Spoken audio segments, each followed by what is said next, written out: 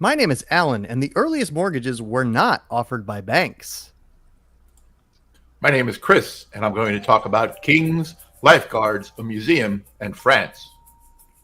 My name is Adri, and I'm going to tell you how indie pop became heroes. What do all these things have to do with the word save? We're about to find out in this episode of History Bluffs.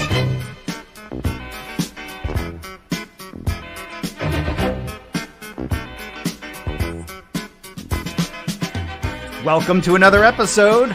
This week, you will see again that truth is stranger than fiction.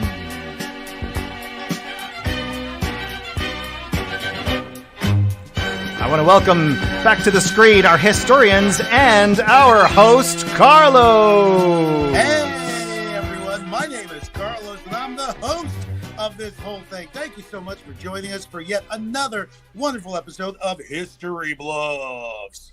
How you doing, Adam? Doing good, Carlos. Good to see you, my man. All right, you ready for some strange truth? Oh, man, let's do it. I am too. Let's get this party started. Okay, for those of you that have never seen the show before, first of all, welcome and thank you for coming. Aloha. Secondly, 3 armchair historians will be given a single topic. They will tell you a story from history about that topic. Now, 2 of them will be telling you a factual story that really happened, but the third one will be making the whole thing up. And the thing is, no one knows who it is. Nobody except Adam. And he's not gonna tell. I'm not saying nothing. He'll never tell. I won't. All right. Before we get started with the game, we got to introduce the key components, our armchair historians. Let's get to know them. Let's meet them. Let's get to know a little bit about them. Let's start with the person at the top of the 3 squares next to me, Alan. Hello, Alan. Hello, Carlos. Good to see you. Good to see you too. Are you ready to talk about save or saving? I am ready. Once we start the first round, I will be. Okay, good. Hey, don't jump ahead. We didn't even tell people about the rounds yet. Spoilers out. Whoa. Hashtag spoilers, okay? Listen up, Alan. Back in the day, back in the 12th and 11th century in England, a lot of nobles, a lot of lords and ladies and knights, they used to have family crests. They used to have coats of arms with symbols on them representing things about the family, metaphors like an anchor, the emblem of hope, or an amulet, a ring, the symbol of strength. Now, if you today were to be given a family crest, a coat of arms, what symbols might be on it? Well, if I'm going to make one up, I would like to have Captain America's shield on mine. Okay. And what would the motto be? Justice for all. Okay. That's good. All right. And what would the motto be if not you, but someone else wrote it for you? Someone else wrote it for Yes. me? If it wasn't you writing it, someone else said, this is what I think about Alan. Here's his motto. It would be, well, I tried. There you go. Solid. Honesty. Maybe he is the truth teller. Thank you very much, Alan. We'll be back with you in a little bit. Chris! Hello. How are you doing? I understand that both you and Alan are in Orlando. What's going on in Orlando? How's the weather? The weather is fine. We're actually crossing our fingers. We're supposed to get a cold front coming through, and it's going to drop down into the 60s allegedly, and I can't wait. Yes. Have you know where your shelters are in the 60s? Do you know where they are? I'm from Chicago, Chris. Don't get that smack out of my face about the 60s, all right? It's 35 and dropping here, okay? Chris, if you had a family crest, a coat of arms, other than the donkey, which would be one of the squares, what would be one of the other symbols on it? I think it would be clasped hands. Clasped hands. To me, what does that mean? What does it mean to you? That means that I have a large family, and we're very supportive of each other. That's very sweet. And yes. Okay, so clasped hands, a coat for the warmth. And what would the motto be? If someone else was writing your motto, what would they write? The motto would be, they look nothing alike, but they are related. Boom! All right, very nice. very specific, very niche. Thank you, Chris. We'll be talking to you again in a moment. Adri, hello. Hello. Hi. This is Hi. the first time I'm meeting you. How are you? It's a pleasure. I'm great. Thank you for asking. You're welcome for telling. Am I saying your name right, Adri? That's it. You got it. Beautiful, wonderful, Yes. Adri. Are you also in Orlando? I am, and I've got my sweaters ready for the deep freeze of I already of the told 60s. Chris, don't. You're already getting my list, Adri. Not on the first day. Not on the first day. You're right. So, You're right. if we took you back in time, Yeah. and you found yourself a la Black Knight, the Martin Lawrence vehicle, and you Yes. found yourself back in the old days of England, Yeah. what might be some of the symbols on your coat of arms, on your family crest? I don't know. I'd probably stay true to my people and have some cleaning products. Some Nice. I don't know, just the things that I'm just naturally drawn to, That's what I got you. Yeah. I got some Clorox. That's it. All I don't right. know if Fabuloso was around back then, but that would definitely be the brand. I was trying to remember. That's Yes, it. Fabuloso, beautiful. And the chancleta, probably. I'm guessing. Of course. Got it right here. To elicit spring. There it is. See? They did not know what a chancleta was. They did not have a word for it They back don't in know. 12th century England until you taught it to them. And Yes. what would the motto be that someone would write for you? I should have wiped down the counter. Boom. All right, Boom. good. Makes sense. All right, thank you very much, Alan, Chris, and Adri. We're wonderful. We love to have you here today because you three are our armchair historians. Now, shortly before the game, we told you all what the topic of today would be. It is save.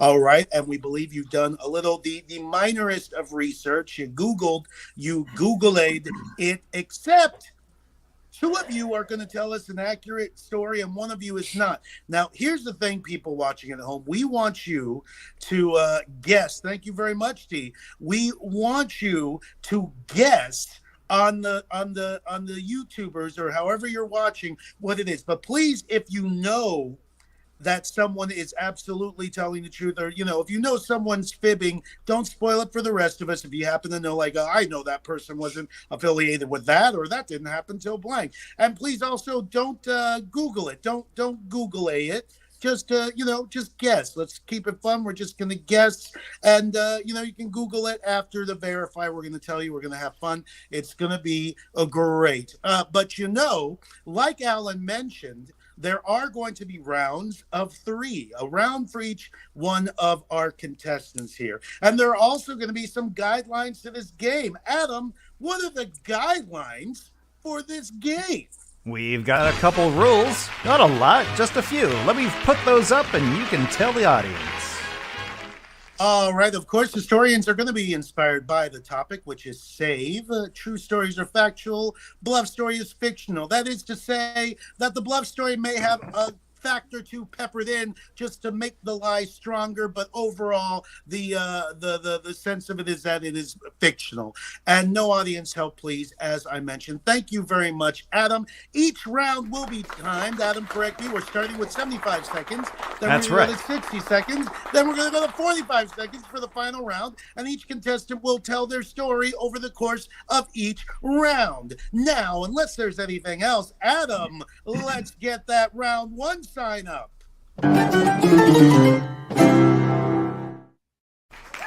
Beautiful. I love that sound and that jingle. Round 1, we're going to start with Alan. Alan, you're going to have 75 seconds on the clock to begin telling us your tale. And so we can start to determine if you are being factual or if you are the bluff. So when you hear the bang, begang. All right. Well, the title of mine is Savings and Loan. And as I said at the beginning of the show, the earliest mortgages were not offered by banks, but actually by insurance companies. And they differed greatly from the mortgage or home loan that is familiar today. Most early mortgages were short with some kind of a balloon payment at the end of term, or they were interest-only loans, which did not pay anything toward the principal of the loan with each payment, as you would in a traditional mortgage today. As such, many people were either perpetually in debt in a continuous cycle of refinancing their home purchase, or they lost their home through foreclosure when they were unable to make the balloon payment at the end of the term of that loan. And a balloon payment is one that gets bigger as time goes on. The U.S. Congress passed the Federal Home Loan Bank Act in 1932 during the Great Depression, and it established the Federal Home Loan Bank Associated Federal Home Loan Bank Board as well. All right. Thank you very much, Alan, for that fun and funtomational story. I was not falling asleep at all. Honestly, I did not wake up until I heard the word balloon. Okay. You may have learned something. I didn't. Chris, did you learn something? Do you think Alan is being factual or fictional? I think Alan's story is full of balloony, if you will. Get out of here. Get out of here. I'll be here all night. I'm just thinking about some of the things that I've seen in the highly factual movies like Game of Thrones and some other stuff where there were, these rich families lending, not insurance companies. So they were, lending and he talks about, interest only and principal and stuff. And then he makes this huge leap to 1932 and talks about the U.S. government was what the U.S. government doing. I think he's just making that leap so that we would all make this huge leap over his chasm of unfactual stuff. Alan, you quantum leaping some bitch. Got to make it interesting. I think Chris is saying that he doesn't think you're being factual. Adri, what do you think? So I was really thrown off by two things in his description. Insurance offering anything. Like, that's completely unbelievable. They don't offer anything but a headache and a high premium. So, thank you. That and then the Fed stepping in to do something about it. I don't know about that. I'm not sold yet. I'm not sold. Not sold yet. She's not saying no. She's not saying yes. She's saying she needs to give it some more thought. Audience members, of course, you are also welcome to comment on what you think as we go throughout each round. But now, thank you very much, Alan. We're going to go to our second person in round one. That's going to be Chris. Chris, I'm going to put 75 seconds on the clock just for you. When you hear the gong, you may be gong. All right. So my story is titled Saving the Things of the Guys That Saved the Kings. This tale begins in mid-15th century France. King Charles VIII sits atop the throne, and they are fighting the 100-Year War against England. Incidentally, the 100-Year War actually lasted 116 years, but that's a different story. England made several assassination attempts on Charles, thinking if they killed him, that French aristocrats and military leadership would lose their will to fight, and they would basically give up. So the Garde Écossais, or the Keepers of His Majesty, was created to provide 24/7 protection for Charles. Numbering less than 100, they pledged to put the king's life ahead of their own. Known for his love of the country, Charles took pride in visiting cities and towns and villages around France and bonding with the people. So despite these assassination attempts, he refused to stop traveling. He developed a particular fondness for several beachside villages about 200 miles west of Paris. Saint-Malo soon became his favorite spot for retreat from the stress of the war. As it turns out, the head of the Garde Écossais, a gentleman named Francois Honfleur, was from the richest family in this town, Saint-Malo, and he knew this coastal area like the back of his hand, and more to come in Tour 2, or as you say, round 2. No French, Chris. No French. My bad. All right. I don't know if that was a do or do. Alan, what do you think about Chris's tale there? Was he spinning a yarn or was he being straight with us? I'm meant to believe that the English hated this king of France so much that they were trying to assassinate him. And flash forward today, they named their own king Charles. So what have they done? They're a bunch of hypocrites. Hypocrite. Wow, the audience is actually commenting. I can hear their I can tell exactly what they're saying. That's great. Adri, what do you think? Well, I was just so distracted by so many non-English words in there that I just felt like he opened up a French dictionary and just pulled out whatever he could find in there to fill up 75 seconds. Yep. So, ooh la la. Oh, yeah. The only non-English word I want to hear, Chris, is fabulosa. That's it. All right? All right. Oui. Got you. Adri, it's your turn. And remember, commenters watching on the YouTubes and all the other medias, or if you're listening to the podcast, just yell it out to the ether. We'll hear you. I promise. Feel free to guess. Feel free to comment who you think you're bluffing, who you think is telling the truth. That reminds me, we had a comment from last round. Someone made a good pun here. D was calling out, sold like a house. I just didn't want to let that one go. He's sold on my story. He says I'm telling the truth. I tell you. He also thinks that he thinks Chris is the bluff. Probably. Oh boy. Oh, he's joking. What do you have a direct line with him? That's what it says in the comments. I'm actually reading his comments. Yeah. The audience is always right. You guys post something funny, we'll put it up on the screen for you. Adri, I'm going to give you, and just you, 75 seconds on the clock. As soon as you hear the bong, then you may begin. All right. So my story this week is a little bit somber, but I promise it's going to end with a happy ending. All right. So on August 13th, 2011, in Indianapolis, Indiana, at the Indiana State Fair, singer and actress Sarah Bareilles had just finished performing on stage, and Sugarland, the country band, was about to perform their set when a really strong wind coming from an approaching storm came and basically destroyed the entire stage. Like, the stage collapsed. All of the instruments were destroyed. Most of the crowd was trapped under the stage. It injured 58 people and 7 passed away. There was an investigation into what happened, and it was all related to structural failures of the pop-up stage. The failure was due to inadequate capacity of lateral load resisting systems, which was comprised of guy lines connected to concrete Jersey barrier ballasts. So basically, the anchors that anchor the metal frame to the world was not anchored to the concrete, which basically made the wind able to just blow it over. All right. Thank you very much, Adri, for your tale.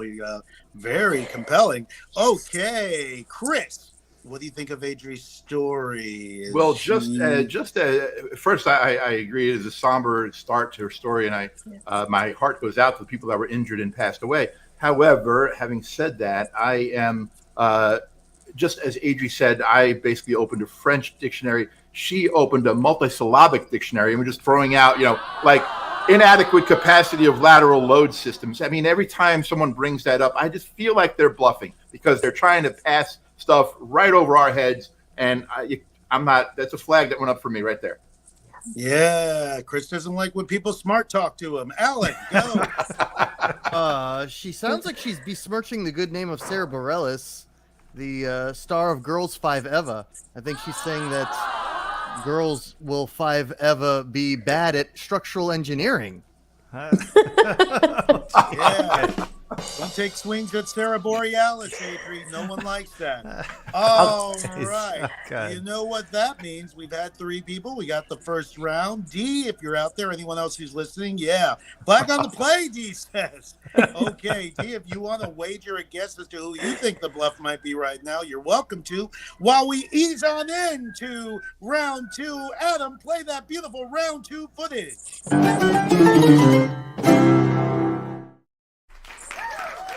All right. I actually can't hear the music when it comes on anymore, and that brings me great sadness. Okay. We're on round 2 right now, where the points are still worth the same because there are no points. Chris, you're going to be starting first. This time, I'm going to take 15 seconds off your clock because of the French talk. No more of that, or I'll take off more. And you will be able to continue your story. You'll have 15 seconds less, 60 seconds. You may begin when you hear the bang. All right. So, the Garde Écossais was made up primarily of sons of aristocratic families. Francois Honfleur quickly became the king's favorite of these guards because of his strength as a swimmer. He was one of the few who could actually keep up with the athletic King Charles on these long coastal swims. The king demanded more strong swimmers become part of Garde Écossais. Honfleur, who was the leader, realized this royal directive would lessen the group's military effectiveness. So he created a subsection specifically for officers that were strong swimmers, and he called this the Les Sauvassiers Atlantiques. They were basically a bunch of rich guys that could swim really well and protect the king and his aristocratic friends when they were in the water. But fast forward to after the French Revolution, aristocratic norms were routinely being tossed aside left and right. But people realized this Sauvassiers Atlantiques group could be useful if they were used to protect all people, not just aristocrats. Thus, the French lifeguard service was born. More to come in round 3. Okay. Chris is about to tell us about how the lifeguard service for the whole country of France, the whole thing, was born. Interesting. Is he telling the truth, or is this like the joke The Aristocats, a bunch of BS? Alan, go ahead and tell us what you think.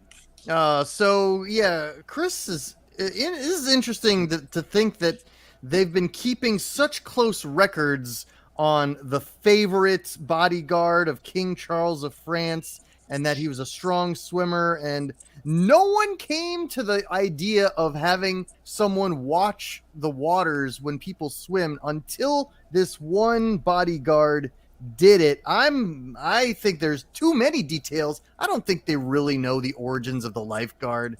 I'm with D. Still Chris. Yeah. Just one day someone's like, maybe someone should keep an eye on those people out there just in case. I'm going to be that guy. I mean, but to be fair, changed his mind. Didn't know if it was about the lifeguard. He's being swayed. And you know what, D? Someone had to be the first one that's like, that guy that was there a second ago, I don't see him anymore. I just see a big dorsal fin. Maybe I should check that out. And if you could pay me, that would be great. Adrian, what do you think about Chris's tale? All right, so there was a few things that just were red flags for me. First of all, an athletic King Charles. I just simply can't picture it. It just seems completely false to me. So for that reason alone, I'm going to say Chris is bluffing. However, I also want to add that I've been to France, and I've never seen a pool there. All I've ever seen is fountains. And yes, it's a coastal country, so yeah, there's beaches, but their water is freezing, and it's mostly like cliffs and stuff. So unless they were in the south of France, which I've never heard anything about the south of France before Jay-Z and Beyonce discovered it, I just don't believe it. All right, Normandy? Chris. The only person that seems to think you might be telling the truth is D, our commenter. All right. But we must move on. As you say, s'il vous plaît. Let's go to the next person here.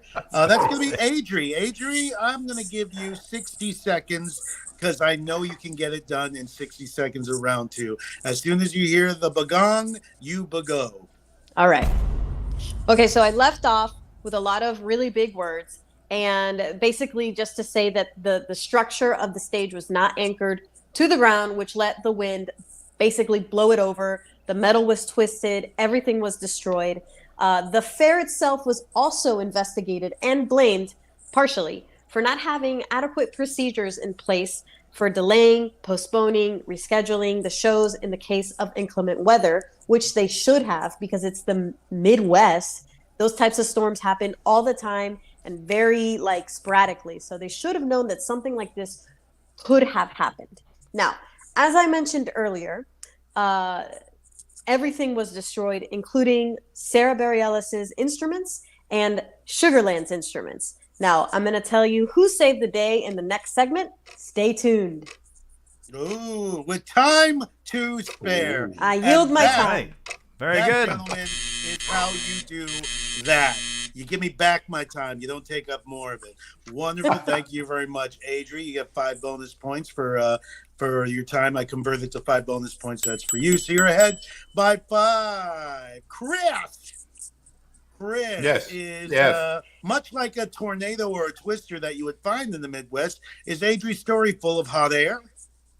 Well, she talked about an unanchored stage, and I believe that she has an unanchored story because she is just, and also there was I just was watching her delivery, and she had the moment where she looked up as if, oh, what else am I trying to think of? Oh, that's right, here. So I watched her eyes, and they were not anchored to the screen, and her story is not anchored in reality, truth. Oh boy, Chris is an expert on micro facial tics, apparently, and he saw things that told him that maybe Adri might be fibbing. Alan, are you also an expert in micro facial tics? I'm not an expert in microfacial tics, but as far as micro, there's some pronunciation I've just wanted to clarify. Is this not cerebralis, or is it borealis, like you've been saying? I'm just wondering if I'm confusing the people. Is it a different person? Sarah Borealis? So it's not the star of Girls 5 at all, so all my jokes are completely irrelevant? It is. Okay, just checking. I want to make sure it's not a person. different person. Because if it's a different person, then all my theories are out the window. Sarah Listen. Bareilles would never play at some stinky half-baked fare, is what I'm saying. Then Listen, Sarah Borealis would. Sarah Borealis would, but here's the thing about me. I have every vowel in my name, so I think it's very important to pronounce every single letter in a person's name. Sure. And I'm doing it, my due diligence in really pronouncing every single letter of her name. I apologize. Right. Thank you, Adri. Of course, I'm going to have to take back the 5 points because you went ahead and used the rest of your time. And I'm going to give those 5 points to D because D referenced the anchor thing from the beginning, that the anchor is the symbol of hope. And 5 points to D for remembering that. Good call back. Okay. Alan, you're the last person left for round 2. So now you get to continue to tell us your tale. I'm going to get my pillow. Wait a second, and then we'll begin with you. I'm going to put 60 seconds on the clock because I think that's the shortest amount of time I'll still be able to stay awake. All right. It's not Alan. I have sleep apnea. It's me thing, not an Alan thing. So 60 seconds on the clock. When you hear the gong, go. It's no surprise that Carlos, who's never been a homeowner, would not want to know the history of mortgages and the savings and loan. Fair burn. Bonus 5 seconds. Thank you. The Great Depression was around the time that they did solidify basically the creation of the savings and loan. And the idea was to get banks involved in lending and not insurance companies so that they could provide realistic loans which could repay and gain full ownership of their homes to the people that purchased the homes. And the Savings and Loan Association sprang up all across the United States because there was low-cost funding available through the Federal Home Loan Bank Act. Pay attention, Carlos, because someday I know you'll own a home. The savings and loans were given a certain amount of preferential treatment by the Federal Reserve, in as much that they were given the ability to pay higher interest rates on savings deposits compared to regular commercial bank. Okay. No, Adam, no. Okay, Adam? Thank you. I just noticed something, Adam. I'm going to bone the pick with you. Adam, you are in no position to play anyone's off-stage music, okay? I wasn't paying attention, Alan, but not because your story's boring and I'm an irresponsible adult, but because throughout the whole thing, and I just realized it, time up has been up through the whole thing. We can't even see the clock. Adam, what's going on with the clock? Well, the time it was there. It was right there. No, it was under time up. And now they remember it. Now they think of it. I've not seen the clock once. I've only seen time up. And because of Alan's boring story, I only just noticed it now. We'll have to see it in the replay, Carlos. For anything to distract it from Alan's tale of serious adult things. What's that, Carlos? I can't hear you over the outro. I think your time's up, Carlos. I think it's -5 points time's for up. Alan, the first Adam. -5 points for Adam. Oh, jeez, of course. All right. Adri, what do you think of Alan's story? Are you starting to believe him more, or are you starting to believe him less? Well, I don't know. I had an out-of-body experience for all 45 seconds of that. I just heard insurance banks reserve, like on repeat. So I got nowhere with that. I do apologize. I yield my time to the man blending in with his background. Yes. And to be fair to Adri, though, she is now going through the process of home ownership, so I'm sure she's being overloaded. It's with all that PTSD, information. basically. Yeah. Yes. Blocking it out. Just. Oh, D. D, I gave you 5 points. D, why? Adam, take away 5 points from D. There's a price to pay, D. Don't bite the hand that feeds you. Chris, who do you think do you think Alan's telling the I'm flustered. Just talk. You are flustered. I think you have all of us flustered here. I was thrown by the whole tirade after Alan's round. So some of Alan's discussion kind of slipped through my mind already because of the most recent barrage of comments we've had going back and forth. But he's throwing a lot of weight onto what they did in the 30s with creating the Fed and creating the savings and loan system. So I need to hear his conclusion to have my definitive statement ready, but I still am, I think, leaning skeptical. Leaning skeptical, but still open to hearing you out. Well, Alan, it sounds like you may be doing well on this one. People may be believing you.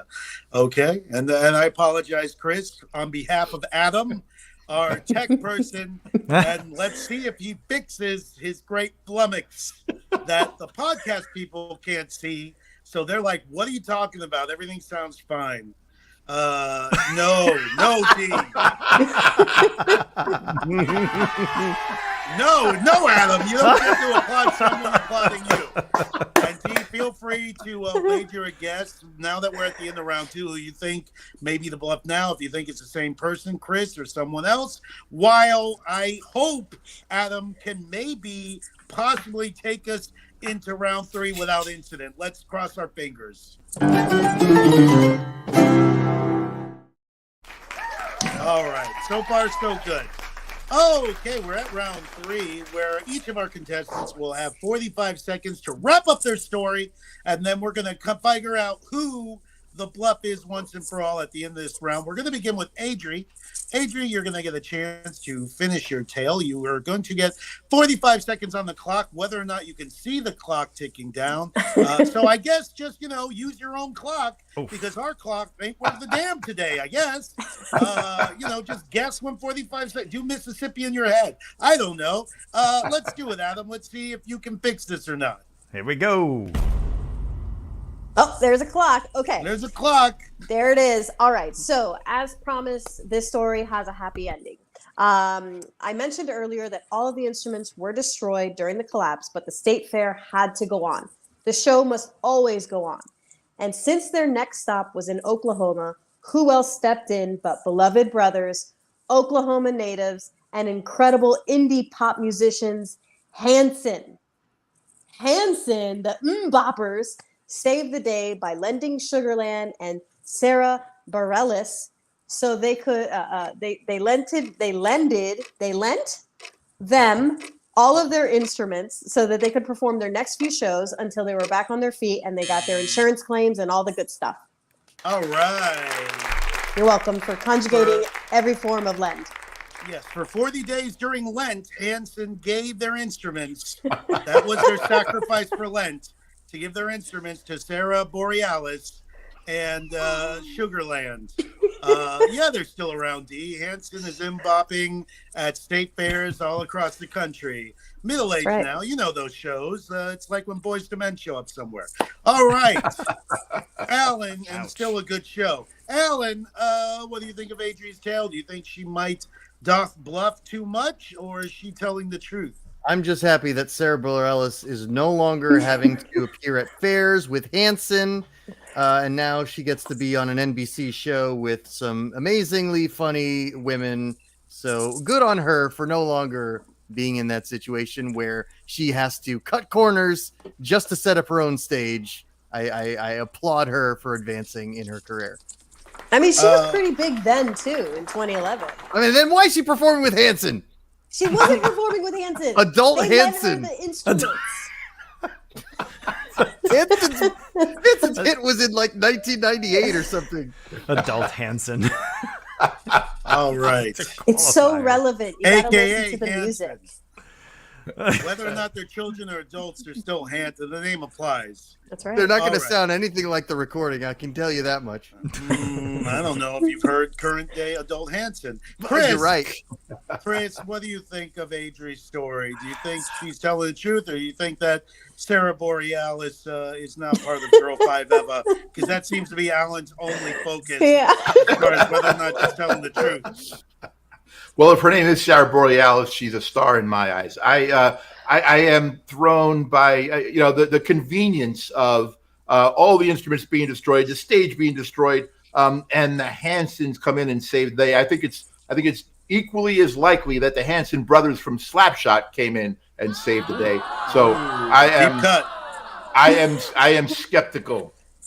Okay, Chris is saying, nope. All right. Speaking of Chris, Alan, you're up next for round 3. You're going to get 45 seconds on the clock to finish your tale. Whenever you're ready and whenever you hear the gabong, you may begin. Did you know that savings and loans were not allowed to have checking accounts until the 1970s? So there's that fun fact to keep you awake. Anyway, there was a decline. Stop! Hold on. Stop. You are going to get a full 45 seconds as soon as Adam fixes the clock. You will get a full 45 seconds on top of what you've already said.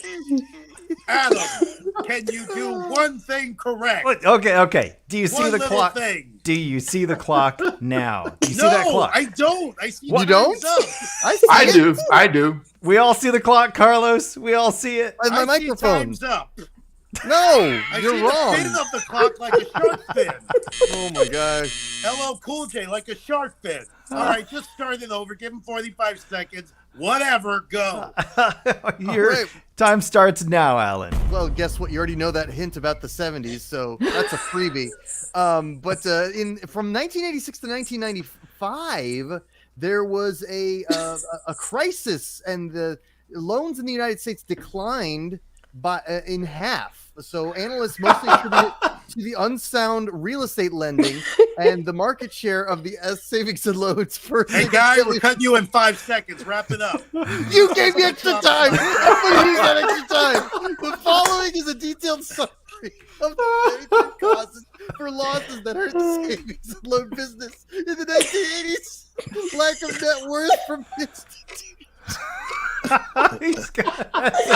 He can't go. That's it. You're done. He says you're done. You think Adam, you think D. You didn't think banks were this funny. Okay. He's right. I didn't. Oh boy. All right, Chris. Chris, Yes. round 3's done. Alan's done with whatever he's going to say. What do you think? I Think he's a bluff, or you think he's good enough? Well, here's my thing. In his opening of that round, his first opening of that round, I wanted to know, was he practicing a voiceover for a commercial audition? It sure sounded like it. And then his story devolved into collapse, just like the savings and loan industry. So no. Good one. There you go. Yes.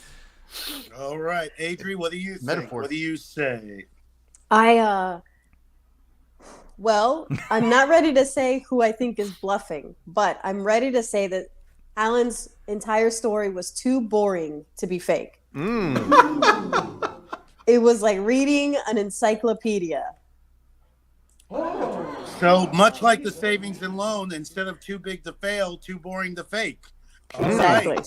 Exactly. Okay, thank you very much, Alan. We are down now to the final contestant of the final round.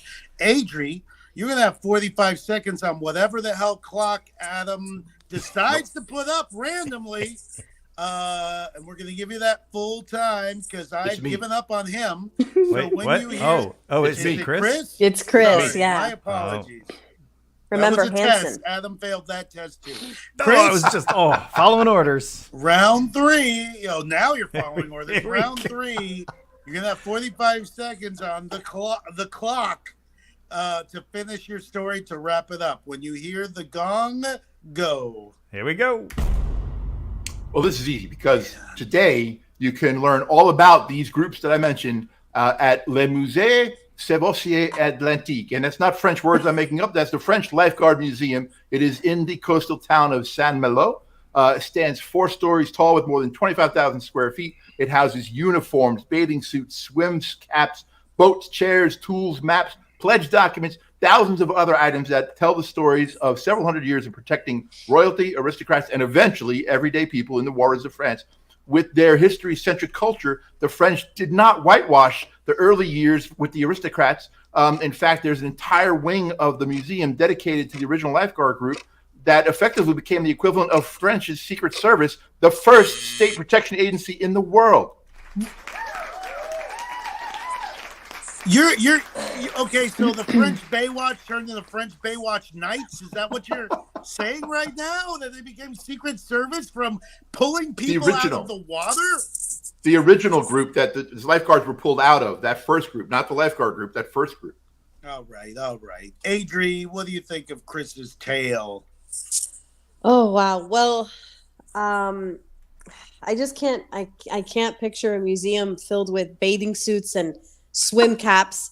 Like that's a picture worthy, not a museum worthy. A slow montage mannequin.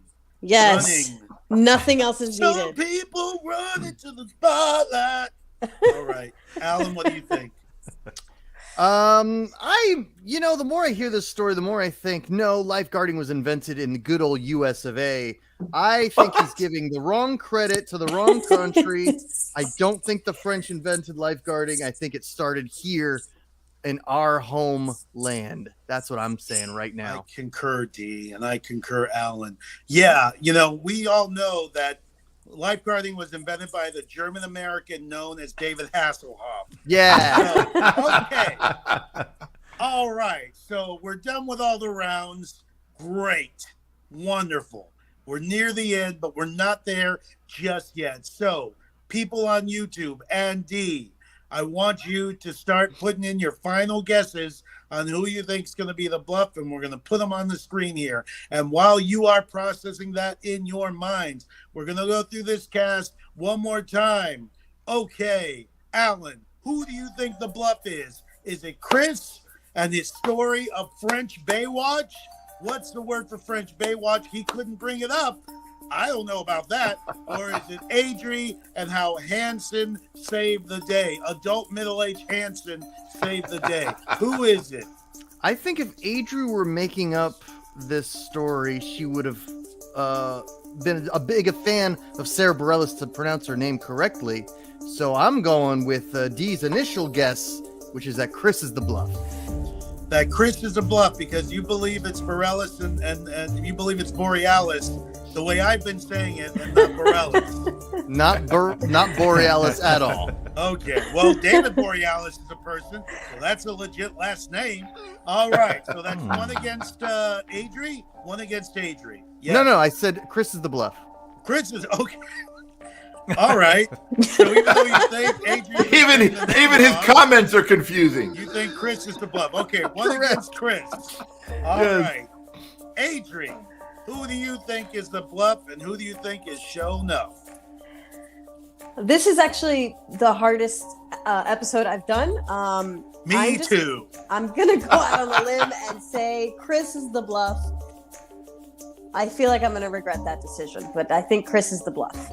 Reluctant decision against Chris. That's 2 against Chris being the bluff. Chris, who do you think the fibber is? Is it Bob or is it Snore Sleep? While I do think that Adri is crafty enough to purposely mispronounce stars' names, I do think that Alan was just using some well-known stuff and crafting this little weaving story about the Fed and the savings loan, and his story ultimately collapsed so much so that he couldn't even finish sentences by the end. So I'm voting Alan as the bluff. Oh, wow. 1 against Alan, so 2 against Chris, 1 against Alan. So what does that mean, folks at home?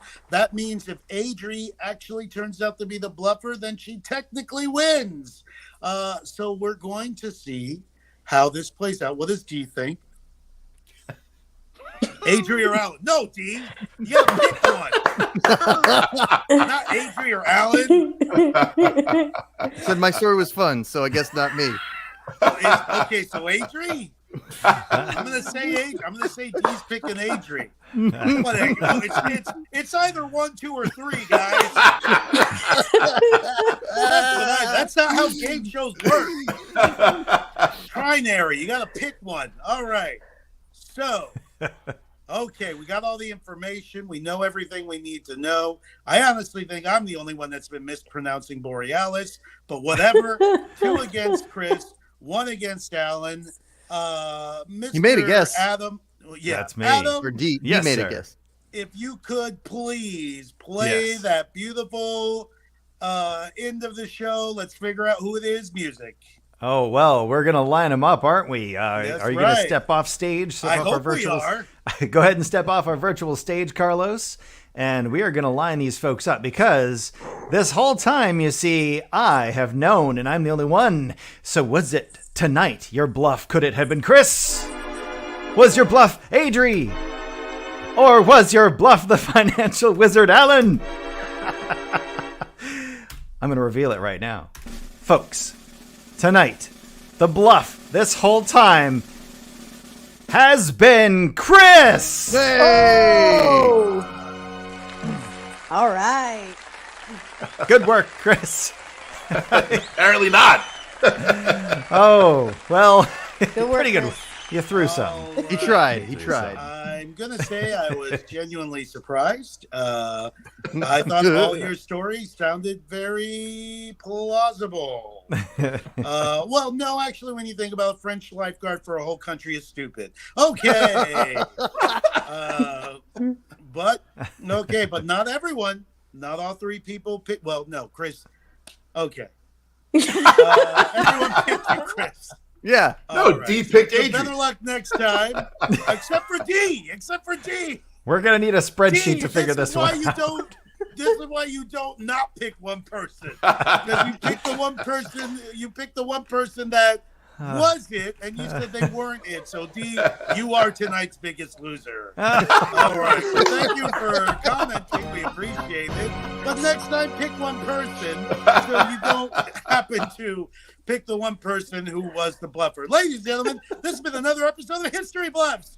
Make sure to come back next week for our special Thanksgiving episode, I think. Sure. That's right. And hopefully Adam will figure out the clock thing by then. Bye. Well, see you then.